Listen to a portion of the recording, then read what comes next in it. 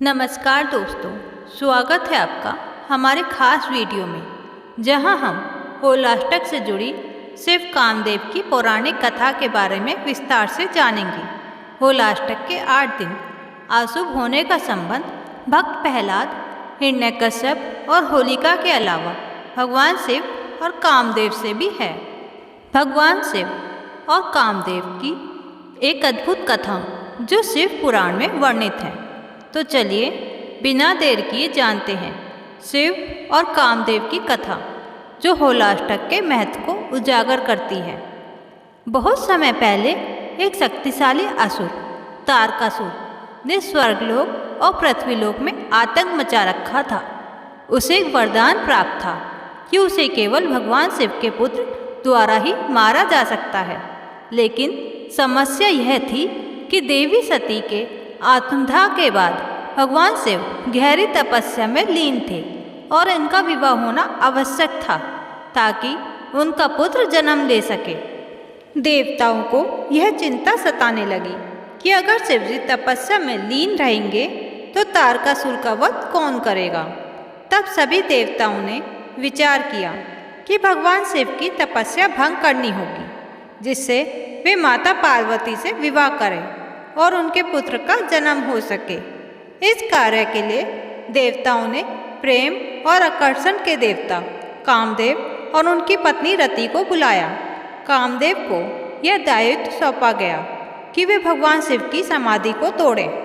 कामदेव ने अपनी शक्ति से वसंत ऋतु का वातावरण बना दिया और चारों ओर प्रेम और आकर्षण का संचार कर दिया।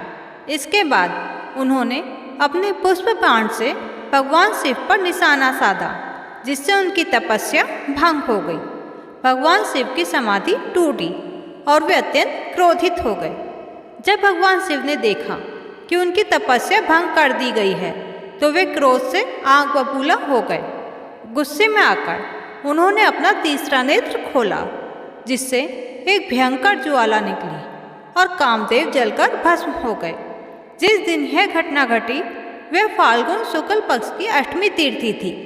कामदेव के भस्म होने के बाद उनकी पत्नी रति विलाप करने लगी और भगवान शिव से अपने पति को पुनर्जीवित करने की प्रार्थना की।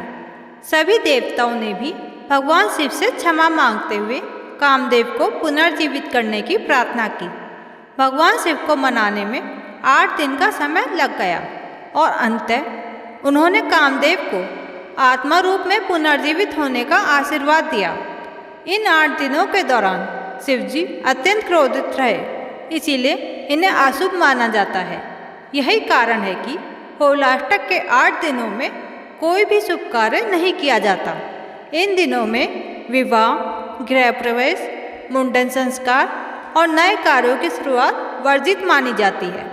धैर्य और भक्ति से असंभव भी संभव हो सकता है। क्रोध विनाश का कारण बन सकता है, लेकिन सही समय पर क्रोध को त्यागना भी आवश्यक होता है। भगवान शिव की उपासना से जीवन में संतुलन और शक्ति प्राप्त होती है। तो दोस्तों, यह थी शिव कामदेव की अद्भुत कथा, जिसने होलाष्टक के रहस्य का उजागर किया।